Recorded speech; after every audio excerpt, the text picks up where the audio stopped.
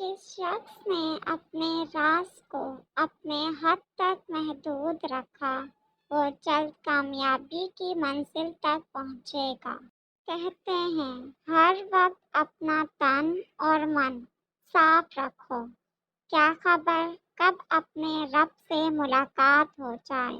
دشمنوں سے زیادہ ہمارے وہ دوست خطرناک ہیں جو منافقانہ انداز میں ہمارے جذبات سے کھیلتے ہیں۔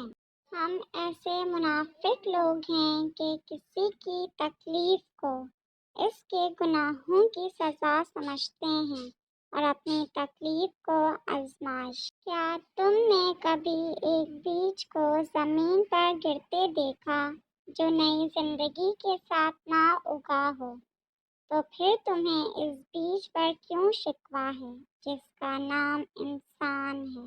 درد دنیا کی دولت سے بہتر ہے تاکہ تو تنہائی میں اللہ تعالیٰ کو پکارے۔ تمہارا دل سمندر کی مانند وسیع ہے، جاؤ خود کو اپنی پوشیدہ وسعتوں میں تلاش کرو۔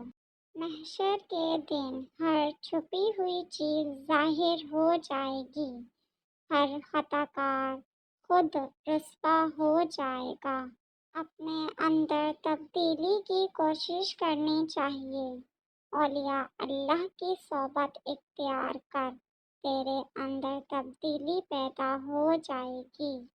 یہ جان لو کہ ڈر ہوتا ہی نہیں، یہ تو بس تمہاری سوچ میں کہیں ہوتا ہے۔ خطرہ ایک حقیقت ہے اور ڈر ایک خیال۔ یاد رکھو جب تک اپنی نجات کا یقین نہ ہو کسی گنہگار کا مذاق نہ اڑاؤ۔ اے لوگ، بہت سے شیطان خصلت صوفیوں کی شکل میں موجود ہیں، اس لیے بیت میں ہرگز جلدی نہ کرو۔